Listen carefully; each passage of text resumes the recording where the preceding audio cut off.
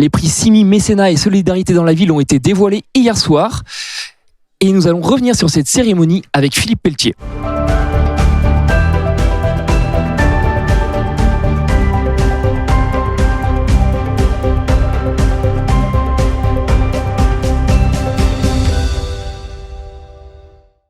Philippe Pelletier, bonjour. Bonjour Benoît.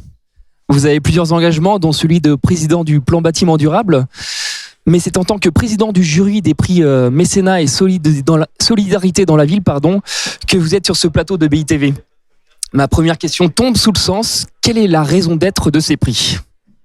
C'est une formidable aventure que le CIMI m'a demandé d'accompagner, puisque on s'est dit ensemble qu'il y avait plein d'initiatives solidaires prises par les entreprises du champ immobilier et qu'il était bon de le faire savoir pour pouvoir amplifier le mouvement. C'est tout simplement cette idée qui a présidé à la création de ces prix. On l'a dit, les lauréats ont été dévoilés hier soir. Quels enseignements peut-on tirer du palmarès 2021 ?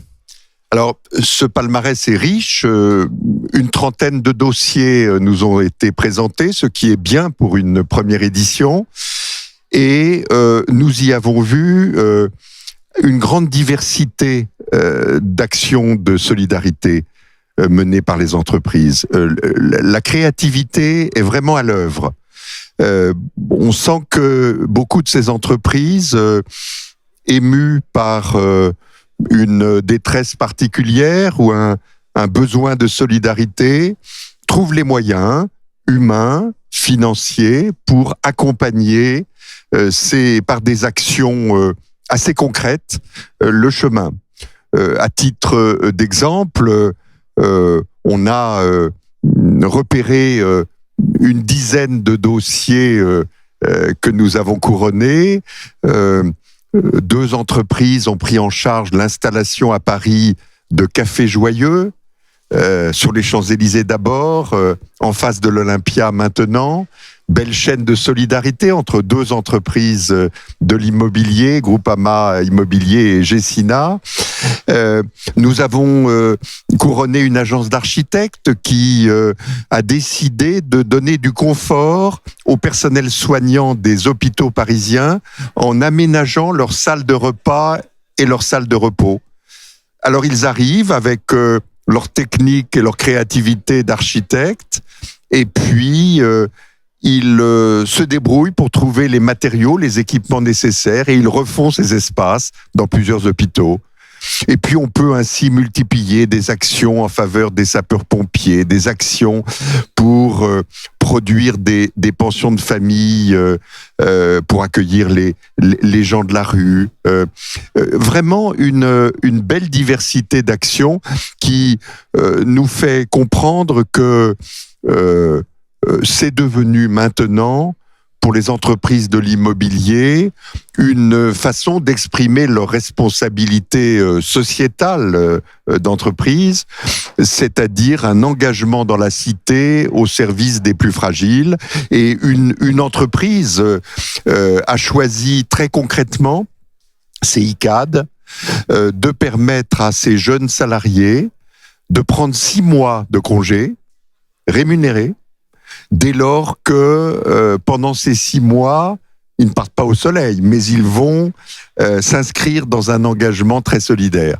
Voilà, c'est tout cela que nous avons rassemblé, et il n'y a pas de premier et de moins bon dans ce que on a couronné. C'est un mouvement général d'engagement des entreprises de l'immobilier dans le champ solidaire que nous avons voulu marquer pour que le défi s'amplifie. J'ai une petite idée sur votre prochaine réponse, mais selon vous, les acteurs de l'immobilier doivent-ils encore faire plus en la matière ? Alors, d'abord, je pense que ce prix y contribue. Il faut faire savoir. C'est fou ce que on a tendance à faire beaucoup de choses qui sont bienveillantes, qui sont utiles, et sans que elles soient portées à connaissance de l'écosystème de façon à inspirer les autres.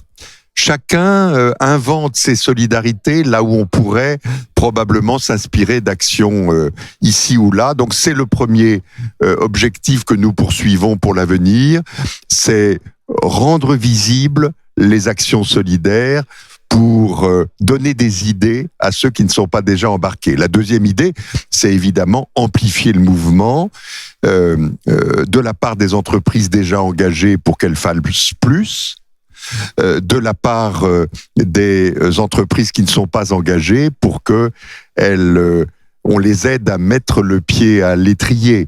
Et puis nous avons hier eu une entreprise assez exemplaire à travers laquelle nous avons voulu saluer un engagement de très longue durée.